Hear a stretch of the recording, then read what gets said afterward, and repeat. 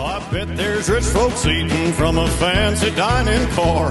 They're probably drinking coffee and smoking big cigars. Well, I know I had it coming. I know I can be free. But those people keep a moving, and that's what tortures me.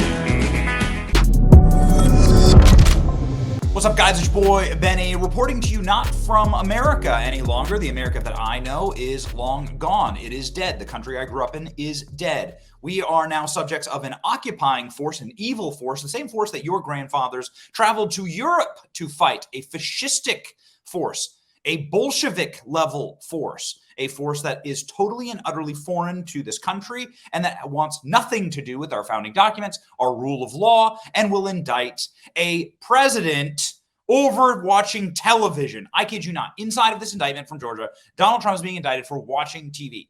Donald Trump is being indicted for asking for phone numbers. Donald Trump is being indicted for attending meetings. This is the moment of political persecution where they're trying to outlaw their political arch rivals. That's it. That's it. Now, the pickup from some of my favorite accounts, when people can go to prison based on subjective mind reading of bad intentions, it's time to pack it up. The constitutional republic we grew up in is over. Cernovich saying we are occupied by the same totalitarian regime that we used to read about. It's here. They're emboldened. Evil never stops. It's going to get worse. Malcolm Flex, the country you were born in is dead.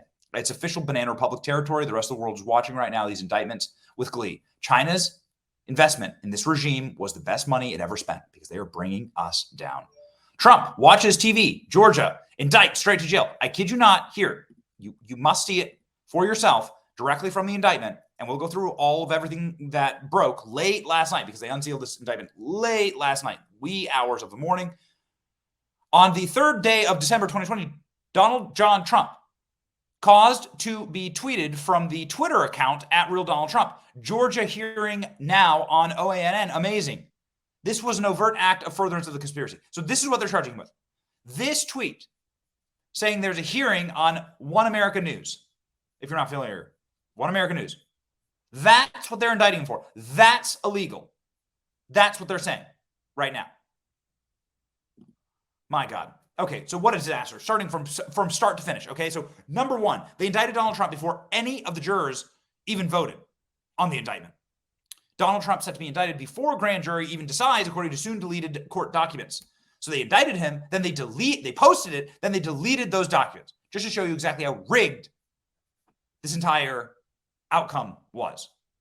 Matt Gaetz is calling for a motion to dismiss here, saying effectively, DAs are now indicting before grand juries vote. Welcome to tyranny. And these are the indictments. And oh, it just so happens, this is a crazy circumstance here, ladies and gentlemen. Just so happens that the same indictments that they posted earlier, and then they said it was an error. They were hacked. Oh, yeah, baby. They were hacked. It just so happens that Donald Trump was charged with all those things. So that was the indictment. They had it pre-planned, pre-set up.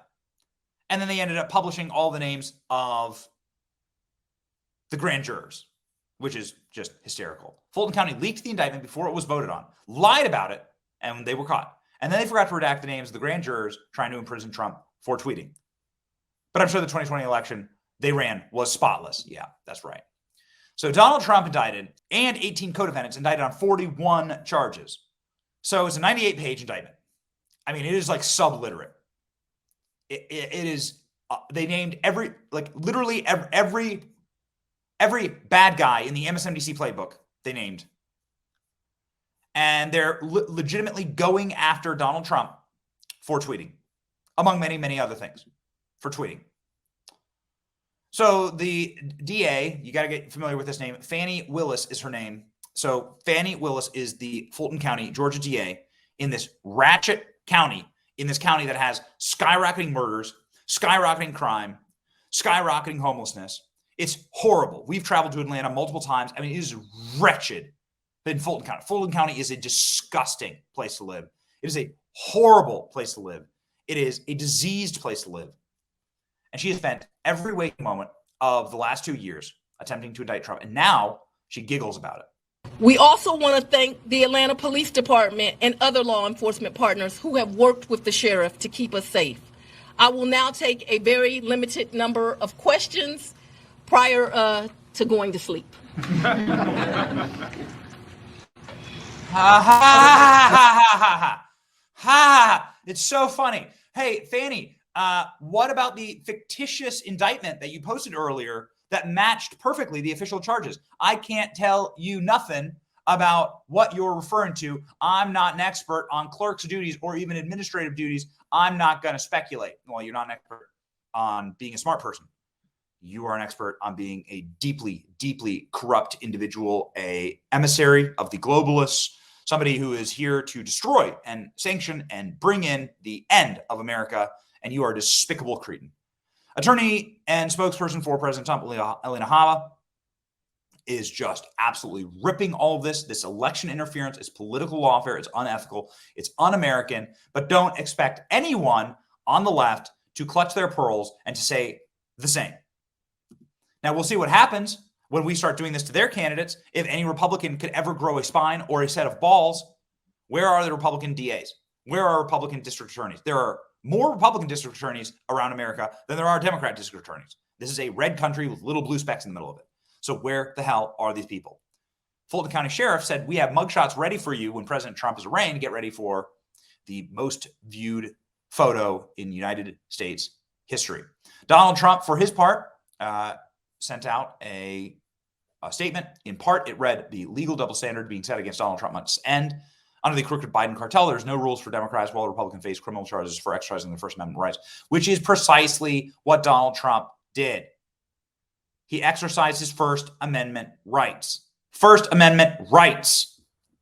So just taking from a quick buzz through the 98-page indictment.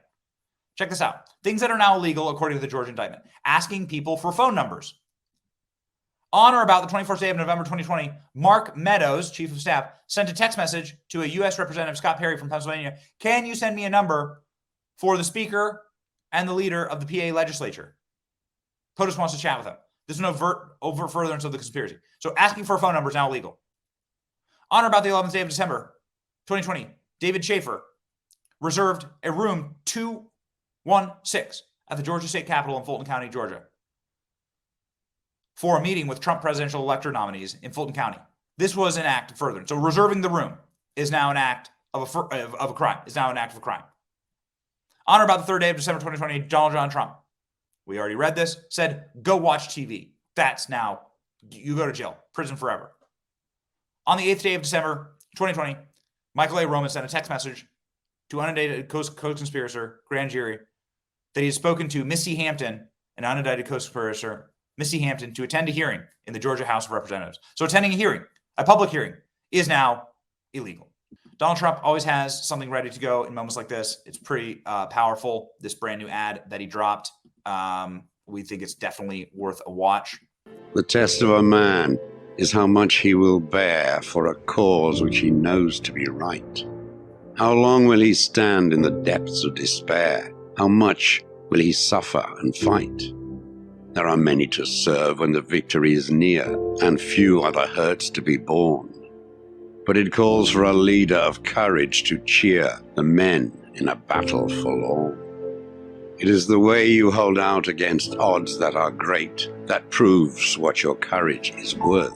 It is the way that you stand to the bruises of fate that shows up your stature and girth.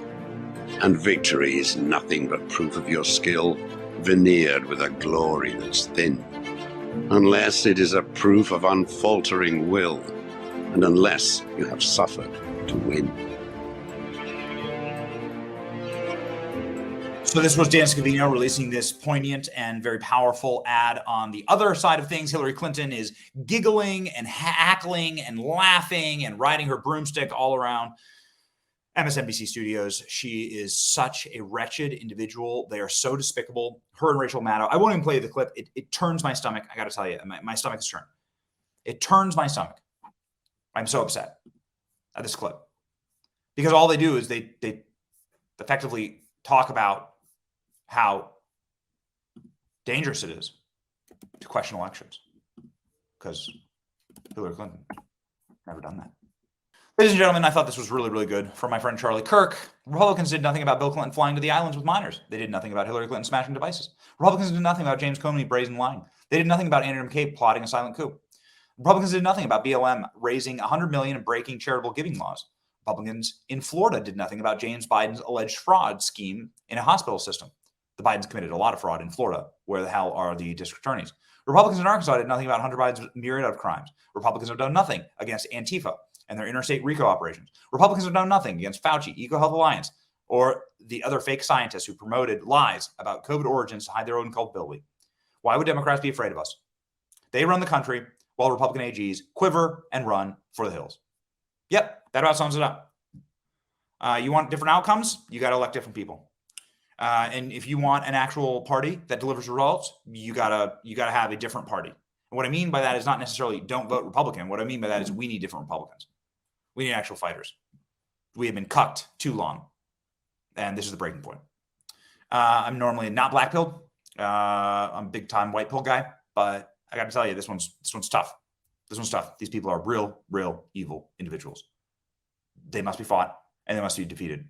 The white pill version take on this, and I'll leave it with you with this, is that, hey, listen, this is a desperation move. It seems like it doesn't seem like this is an act of power. These are ridiculous charges. This does seem like a desperation move, but they're doing it anyway. So force must be met with force.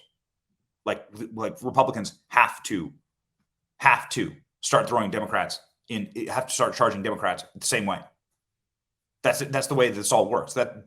This is mutually assured destruction, right? And it just sickens me because I love this country that we've gotten to this place. But here we are.